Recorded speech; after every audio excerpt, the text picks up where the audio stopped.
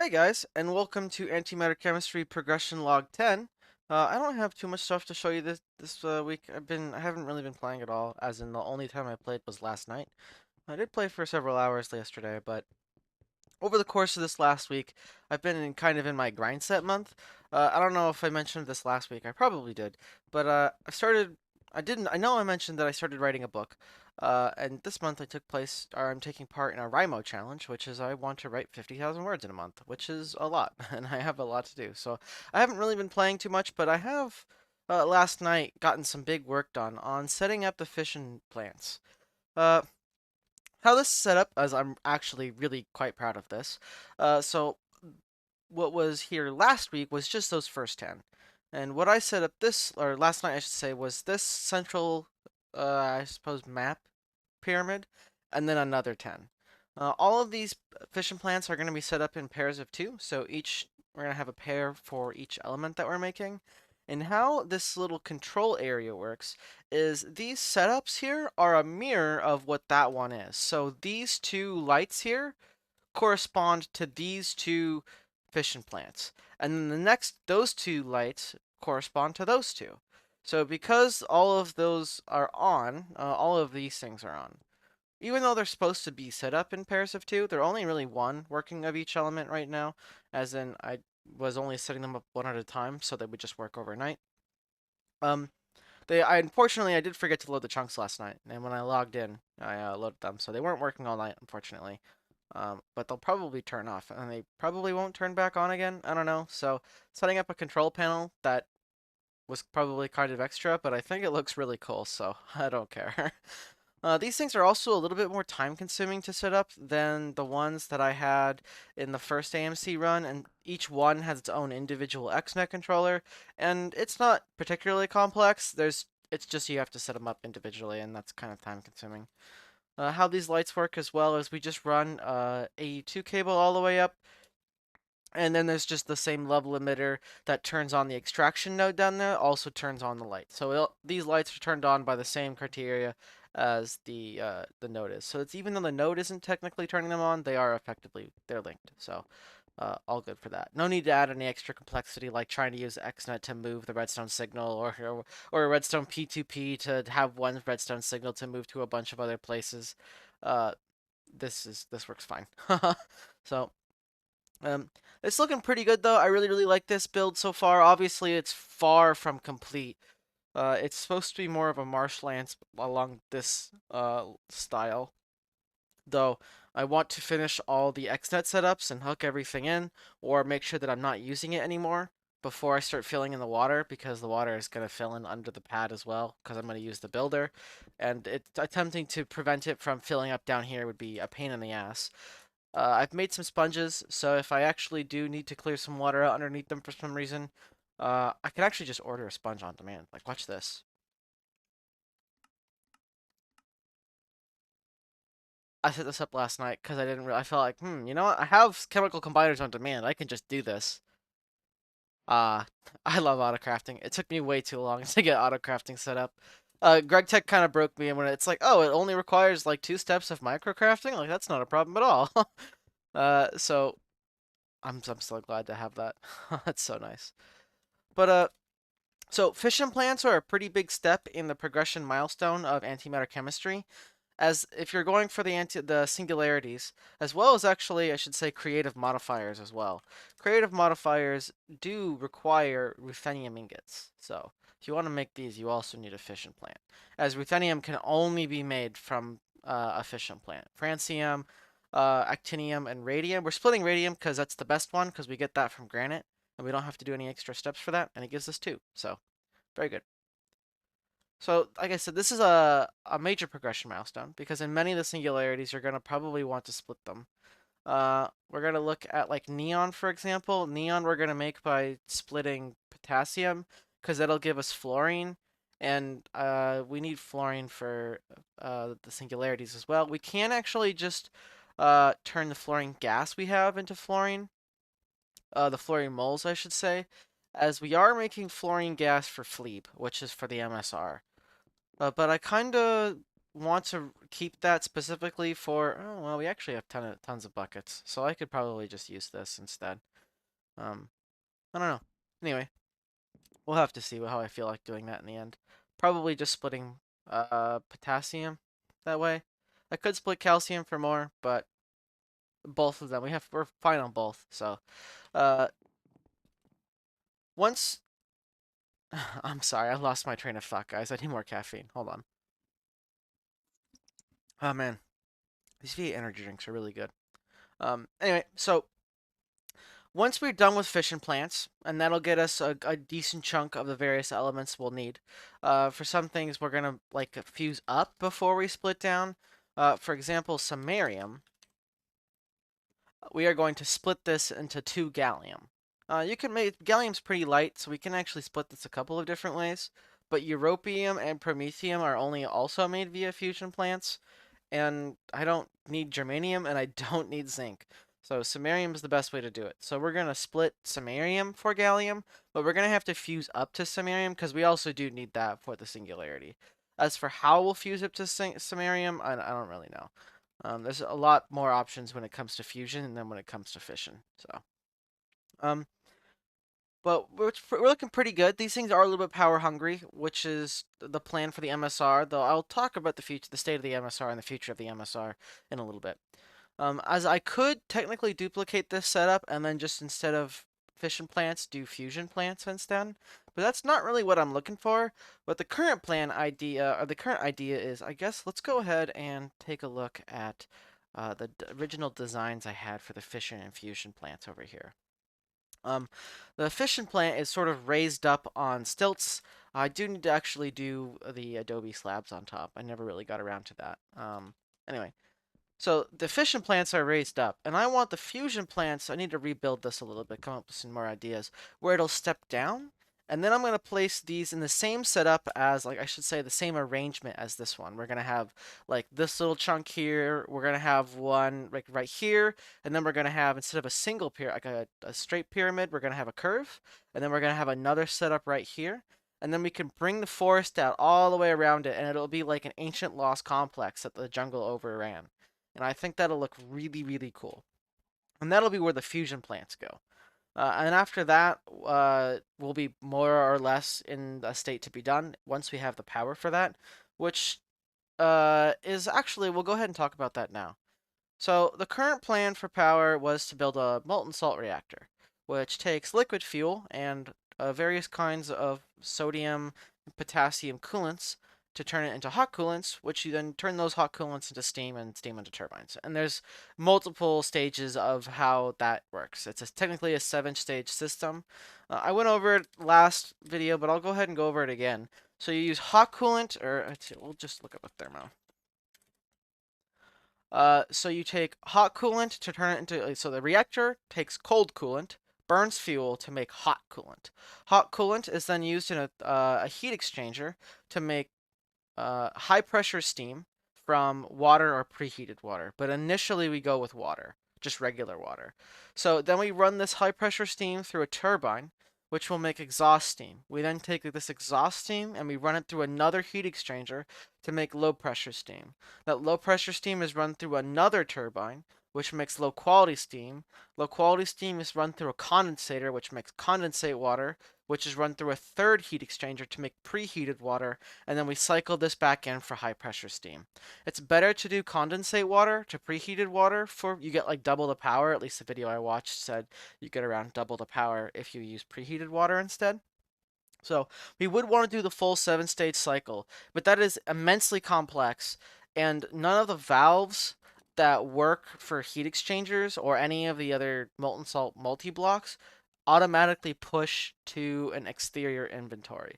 They push to the tubes inside, but like how this heat exchanger works is we take hot coolant from the bottom, or we run, actually, let me make sure. Yes, we take hot coolant from the bottom and we will run it up all the way through to the top. And then we take steam and or whatever we want to heat up. In this case, it would be water, preheated water, exhaust steam, or condensate water, whatever, right? And we'd run it down through here. We would then have steam that would pool in these valves here. And if I put like a tank or a drum or whatever right here, it wouldn't automatically push the fluid to that inventory. As far as I'm aware, I still need to do that test. But from what I watched in the video, you had to pump it out manually. And if we do have to pump it out manually, the problem is there's no mod in the pack by default that can handle that much fluid.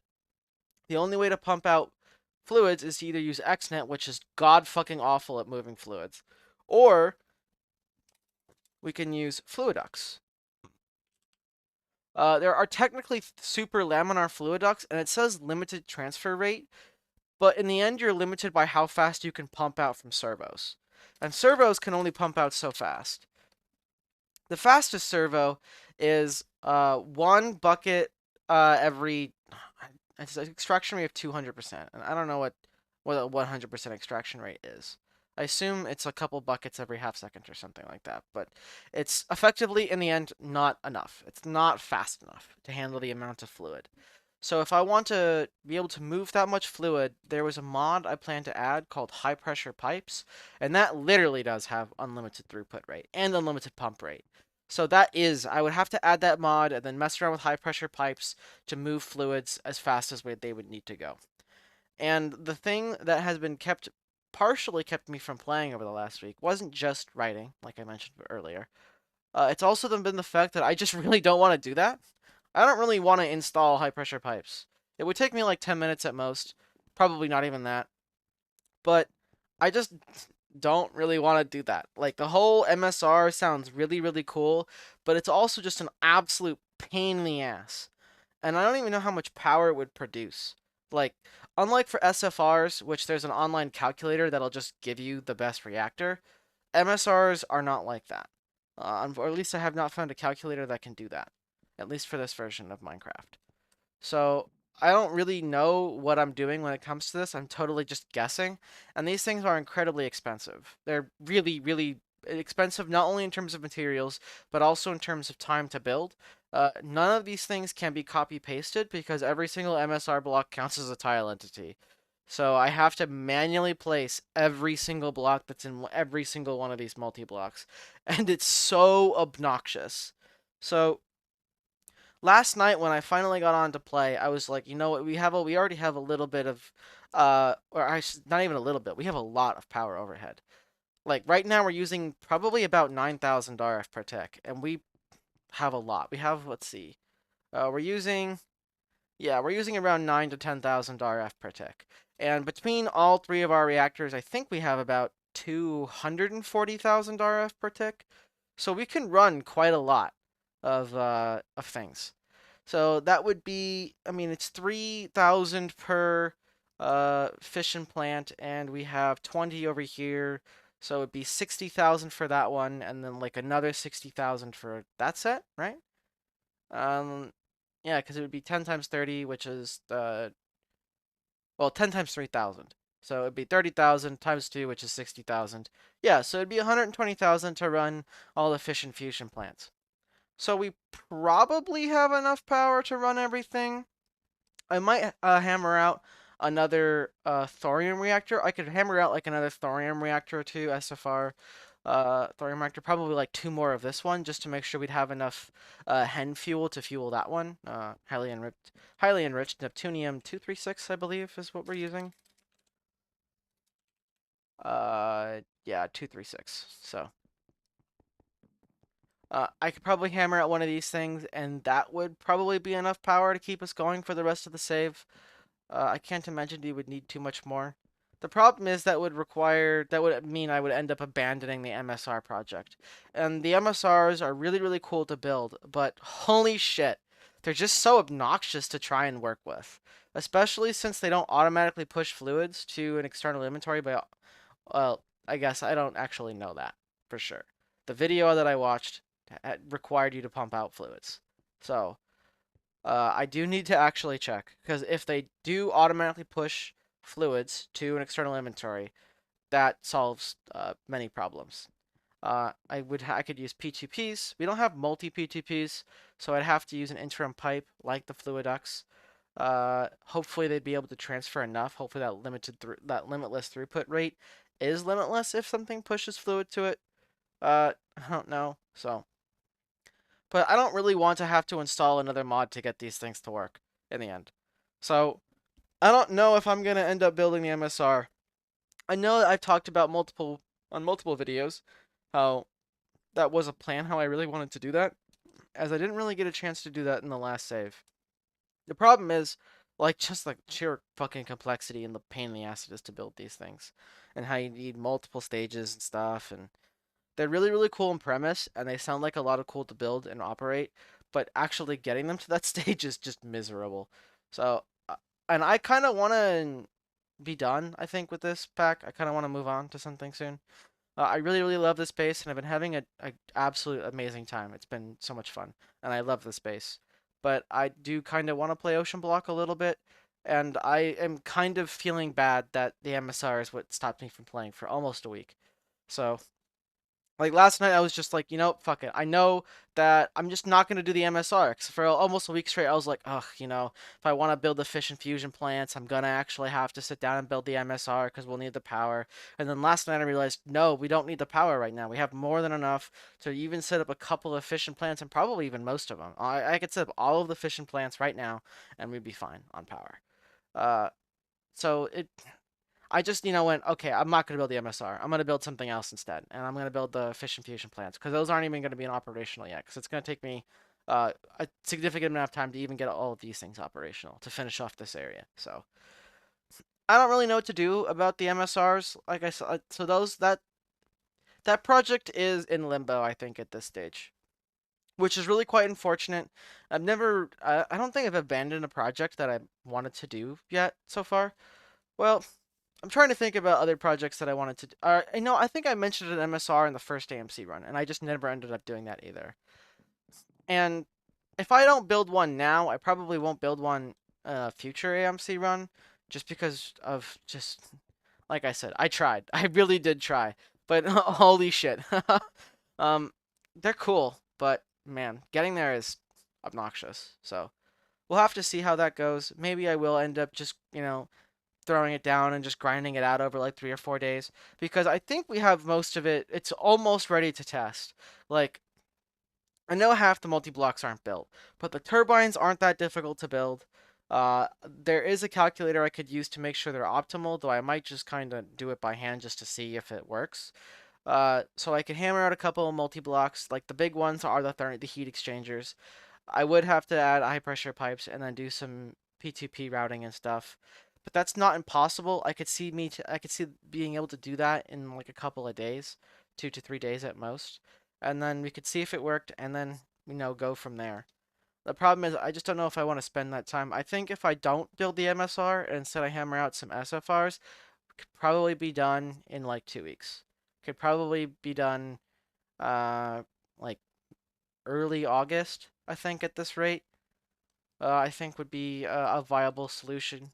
It's gonna take me at least a week, I think, to finish off the fission plants. Well, actually, not even that. Maybe like if I play all day, I could probably get it all in a day.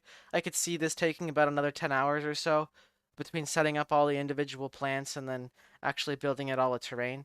I could see that being like a 10 to 12 hour project. The fission plants would probably be, or I should say, the fusion plants would probably be the same amount of time, maybe a little bit longer, maybe a little bit shorter. I'd have to see. We'd have to see. I'd have experience setting up the all the fission plants and stuff, so that would help make it quicker with when it came to the fusion plants. So I could see that being an 8 to 10 hour project. That is also like a total wild ass guess. So that's about what, like 20 to 30 hours of gameplay right there. And then we have to set up like the compressors and stuff, which we'll probably go over here. Probably set up the compressors. I think the neutron collectors are gonna have to go somewhere else. I'm not exactly sure where I'm gonna put those, so I'll have to figure out some space for the neutron collectors and this. I know the singularity compressors are gonna go right here. Right, we have these things. Uh, yeah, neutronium compression, right? These aren't that expensive. I will have to set up mineral salts actually, but that won't be too bad. I just have to throw some salt dishes down and just stop dissolving them. Actually, I could probably just stop dissolving salts right now. Just take that out of it and just start stocking up on them because we don't need any of these elements anymore. We have millions of them. Like 602,000 lithium, and we're making lithium ingots. So I could just dissolve lithium ingots. We have 485,000 lithium ingots, so we'll be fine. So I think we're not too far from being done if I give up on the MSR. If I don't give up on the MSR, that'll be like a week on its own minimum. Because setting up additional SFR, solid fuel reactors, is like an hour. Especially since, even if that, I would straight up just copy paste this thorium reactor like twice. That would be it. I would just run more thorium reactors. Because this produces 30,000 DARF per tick, which is more than enough. And if I build a couple more of these things, and it would also give me, depleted, which would help keep the hen reactors running. So, as well as the 233 reactors running, but that's less important than the hen reactor. So I don't really know what I'm gonna do about the MSR. Like that's something I'm gonna have to really think about whether it's something I really want to do, how important I feel it is to the base and to like my goals for the whole base. So I'm not. I've spent so much time on it already. It might just be sunk cost fallacy trying to get it to work. But I think at the very least, I should attempt to see if I can get it to work. Hammer out those 2 multi-blocks or 3 multi-blocks or whatever, and just see if I can get it to turn on and be heat negative. Because if it is heat negative, even if it doesn't produce all that much power, then I can say I built a working MSR. Which would be, I think, at the very least, an acceptable goal. If it doesn't produce that much power, I'll be really disappointed. Like if it produces like only like 100 or 200,000 RF per tick, I'll be really annoyed because of how goddamn expensive and complex this stuff is. But I don't know. So yeah, I think that's probably about it for this week. I know it wasn't nearly as. I didn't even think I was going to be able to get a video of what I did last night, honestly. But I thought I'd at least try. I thought I'd at least give it a shot to see if I could produce a log. And you know me, never count me out for no matter how little content I have for a week. I can always talk about random bullshit for 20 to 30 minutes. Let's go. So that's probably, yeah, that's all I've got for this week. I hope you guys have had a good week. My week's been pretty good. It's been very, very busy. I haven't really been playing too many video games this last week as I've been trying to do a lot of writing. On average, I write about 2,000 words a day, though that's not always, I don't always hold consistent to that, unfortunately. Some days I write like 3,400, and some days I write like nothing. So, um, it's been going pretty well though. I have a cover coming in for my book. Actually, it should be coming in sometime today. Actually, I've seen. The artist is working on the final renders, and it looks fucking amazing. It's great. It's so good. I love it. But that's not Minecraft related, so I guess I'll shut up about that. It's not a Minecraft book, so that doesn't matter here. So I hope you guys have had a good week. And I hope you guys have a good upcoming week. And I will see you all again next week.